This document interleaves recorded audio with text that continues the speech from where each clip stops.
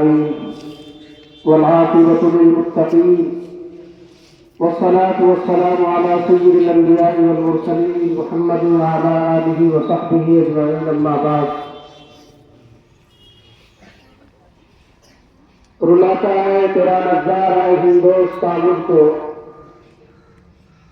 رلاتا ہے تیرا نظارہ ہندوستان کو، کہ عبرت خیز ہے تیرا فسانہ سب فسانوں میں، چھپا کر آستی میں بجلیاں رکھی ہیں گردوں نے، چھپا کر آستی میں بجلیاں رکھی ہیں گردوں نے، انادل بات کے غافل نہ بیٹھے آشیانوں میں، وطن کی فکر کر ناداں مصیبت آنے والی ہے، وطن کی فکر کر ناداں مصیبت آنے والی ہے، تیری بربادیوں کے مشورے ہیں آسمانوں میں، نہ سمجھو گے تو مٹ جاؤ گے ہندوستان والو، نہ سمجھو گے تو مٹ جاؤ گے ہندوستان والو، تمہاری داستاں تک نہ ہوگی داستانوں میں، آنسو بھی ہمارے ہیں دامن بھی ہمارا ہے، آنسو بھی ہمارے ہیں دامن بھی ہمارا ہے، ہم نے ہی لہو دے کر گلشن کو سنوارا ہے، سو ظلم کیے تم نے پر آہ نہ کی ہم نے، سو ظلم کیے تم نے پر آہ نہ کی ہم نے، وہ ظرف تمہارا تھا یہ ظرف ہمارا ہے، فرعون جو اٹھا تھا موسیٰ کو مٹانے کو، فرعون جو اٹھا تھا موسیٰ کو مٹانے کو، وہ نیل میں ڈوبا ہے قدرت کا اشارہ ہے، ہر چیز کو پا لیتے آقا کی غلامی سے، ہر چیز کو پا لیتے آقا کی غلامی سے، پھر ہند ہی کیا شے ہے ہر ملک تمہارا ہے۔ حضرات سامعین کرام، اسٹیج پر رونق افروز مؤخر اساتذہ کرام، عزیز طلبہ طالبات، آپ حضرات جانتے ہیں کہ آج یوم جمہوریہ ہے،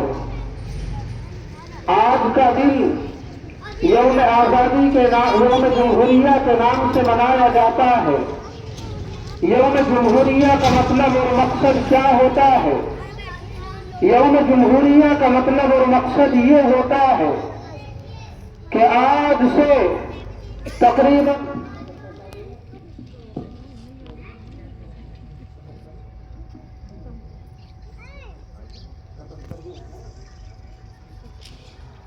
آج سے تقریباً 70 یا 75 سال پہلے ہمارے ملک کے معماروں نے، اس ملک کو تعمیر کرنے والوں نے، اس ملک کو انگریزوں کی چنگل سے چھڑانے والوں نے، ہمارے اسلاف اور بزرگان دین نے، اور اسی طرح ہمارے برادران وطن نے اس ملک کے مستقبل کے بارے میں آپس میں بیٹھ کر کے یہ طے کیا، یہ مشورہ کیا کہ ہمارا یہ ملک انگریزوں کی چنگل سے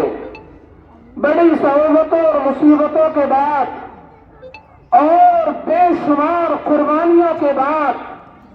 جان کا نذرانہ پیش کرنے کے بعد، تختہ تار کو اپنا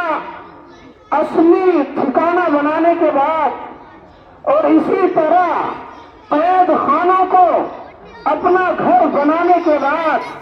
ہمارے اسلاف کی قربانیوں کے باعث ہمارا یہ ملک آزاد ہوا۔ آزاد ہونے کے بعد ہمارے اس ملک کے معماروں نے، اس ملک کے بڑے حضرات نے ایک مشورہ کیا اور یہ آپس میں بیٹھ کر کے طے کیا کہ ہمارا یہ ملک غیر مذہبی ہوگا، یعنی ہمارے اس ملک کے اوپر کسی مذہب کا لیبل لگا ہوا نہیں ہوگا، حکومت چاہے کسی کی بھی ہو، لیکن وہ حکومت ہمارے بنائے ہوئے قانون اور ضابطوں کے مطابق چلے گی، نہ کہ جو حکومت کر رہا ہے اس کے مذہب اور اس کے جس مذہب کو پیروکار ہے، جس مذہب کا ماننے والا ہے، اس کے مذہب کے اعتبار سے چلے۔ یہ بات 1950 عیسوی میں طے کی گئی اور اس ملک کو غیر مذہبی قرار دیا گیا، سیکولر ڈیموکریسی قرار دیا گیا، اور یہ اعلان کر دیا گیا کہ آج سے ہمارا ملک آزاد ہے، آج سے ہم لوگ اپنے بنائے ہوئے قانون اور ضابطوں کے مطابق زندگی گزر بسر کریں گے۔ آج سے ہم لوگ انگریزوں کا جو بنائے ہوئے قانون تھا، انگریزوں کے جو بنائے ہوئے ضابطے تھے، ان ضابطوں کو ختم کرتے ہیں۔ آج سے ہم لوگ اپنے بنائے ہوئے قوانین کے مطابق زندگی گزر بسر کریں گے۔ یہ بات حقیقت ہے کہ ہمارا ملک دنیا کا سب سے بڑا سیکولر ملک کہا جاتا ہے۔ ہمارے ملک میں بے شمار مذہب کے ماننے والے لوگ موجود ہیں، انیکوں مذہب کے ماننے والے لوگ ہمارے ملک میں پائے جاتے ہیں۔ یہاں مسلمان پائے جاتے ہیں، یہاں ہندوازم کو فالو کرنے والے پائے جاتے ہیں، عیسائی مذہب کو فالو کرنے والے پائے جاتے ہیں، اور اسی طرح یہودیت کو ماننے والے پائے جاتے ہیں، پارسی پائے جاتے ہیں، جینی پائے جاتے ہیں۔ اور اس لیے کہ ہمارے اس ملک کے اندر بے شمار مذاہب کے ماننے والے لوگ موجود ہیں۔ ہمارا یہ ملک یقیناً دنیا کا سب سے بڑا سیکولر ملک کہا جاتا ہے، سیکولر ملک اس کو گنا جاتا ہے۔ لیکن اگر سیکولر کا مطلب اور آزادی کا مطلب صرف یہی ہے کہ ووٹ ڈال دیا جائے اور کسی بھی سیاسی پارٹی کو حکومت میں لانے کا عمل کیا جائے، تو ہمارا ملک ہم تک اس سلسلے میں دنیا میں بے مثال ملک تھا۔ لیکن آج کی حکومت، آج جو لوگ سत्ता میں بیٹھے ہوئے ہیں، جو لوگ اقتدار میں بیٹھے ہوئے ہیں، وہ لوگ ہمارے اس حق کو بھی چھیننا چاہتے ہیں۔ کہیں FIR کے نام پر، کہیں NRC کے نام پر ہمارے اس حق کو ختم کیا جا رہا ہے، اور ہمیں غیر مذہبی قرار دینے کی، ہمیں غیر ملکی قرار دینے کی کوشش کی جا رہی ہے۔ لیکن میرے بھائیوں، عزیز طلباء و طالبات، ہمارا یہ ملک غیر مذہبی ہے، اس ملک کے اوپر مذہب کا لیبل لگا ہوا نہیں ہے، اور ہمیں اپنے آئین کے اوپر پورا یقین اور بھروسہ ہے کہ ایک دن آئے گا جو لوگ اس ملک کے اندر فتنہ و فساد برپا کرنا چاہتے ہیں، جو اس ملک کی تہذیب و تمدن کو ختم کرنا چاہتے ہیں، جو آپسی بھائی چارے کو تہس نہس کرنا چاہتے ہیں، جو اس ملک کی ترقی کو برداشت نہیں کر پا رہے ہیں، آپس میں ایک ساتھ رہنے کو برداشت نہیں کر پا رہے ہیں، جو لوگ اس ملک کے مستقبل کو اندھکار میں دھکیلنا چاہتے ہیں، میں ان لوگوں کو کہنا چاہتا ہوں کہ ابھی ہمارے اس ملک کے اندر بہت سارے افراد بات کو چھوڑ کر، یعنی آپ چند مٹھی بھر لوگ ہیں جو اس ملک کا برا چاہتے ہیں، لیکن اس ملک کا بھلا چاہنے والی اکثریت اب بھی یہ چاہتی ہے کہ یہ ملک اسی طرح، جس طرح پہلے سے آپس میں بھائی چارے اور اتفاق کے ساتھ چلتا آ رہا تھا، آگے بھی اسی طرح چلے، اور انشاءاللہ ہمیں پورا یقین اور بھروسہ ہے کہ ہمارا ملک آگے بھی اسی طرح چلتا رہے گا۔ میرے دوستو، عزیز طلباء و طالبات، ہمارا یہ ملک غیر مذہبی تھا اور غیر مذہبی ہے۔ جو لوگ اس ملک کے اندر سکون کو خراب کرنا چاہتے ہیں، اس ملک کے اندر فتنہ فساد برپا کرنا چاہتے ہیں، اس ملک کو پہلے بھی لوگوں نے برباد کرنے کی کوشش کی، انگریزوں نے اس ملک کو اپنے پاؤں کے نیچے روکنا چاہا، اس ملک کے اوپر حکومت کرنی چاہی، لیکن اس ملک کے غیور مسلمانوں نے اور اس ملک کے ہمارے برادران وطن نے، جن کے اندر اس ملک سے محبت تھی، جن کے دلوں کے اندر اس ملک سے لگاؤ تھا، ان لوگوں نے اپنی جانوں کا نذرانہ پیش کیا اور ہمارا ملک آزاد ہوا۔ الحمدللہ آج ہم لوگ ایک آزاد ملک میں سانس لے رہے ہیں، ہم لوگ آزادی کے ساتھ زندگی گزر بسر کر رہے ہیں۔ لیکن میرے دوستو، جو لوگ اس ملک کے امن و سکون کو خراب کرنا چاہتے ہیں، اس ملک کو تہوبالا کرنا چاہتے ہیں،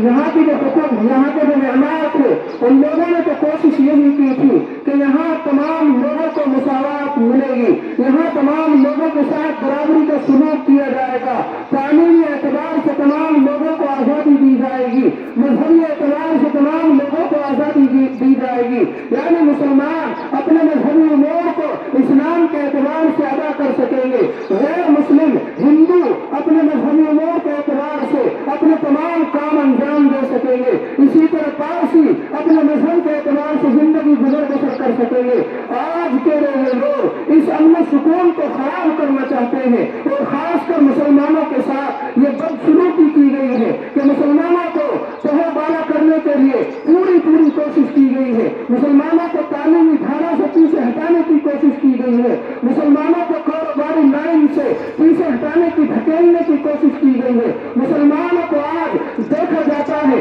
कि किसी दुकान पर एक मुसलमान बच्चा रेडी खींचता हुआ नजर आता है, कहीं मुसलमान बच्चा सड़कों पर पत्थर डालता हुआ नजर आता है, कहीं मुसलमान बच्चा इसी तरह जिल्लत खारी के काम करता हुआ नजर आता है। ये तो कुर्बान जाए बुजुर्गान दीन पर, उलमाए किराम पर कि जिन्होंने मदारिस का निजाम कायम किया। यहाँ मदारिस में बच्चों को तालीम दी जाती है और सिर्फ तालीम ही नहीं बल्कि इनके रहने सहने का और तमाम अमूर की जिम्मेदारियां आप हजरात के ताउन से मदारिस बर्दाश्त करते हैं। अगर इन्हें मदारिस का निजाम न होता तो मुसलमानों का तालीम एतबार से और बुरा हाल होता।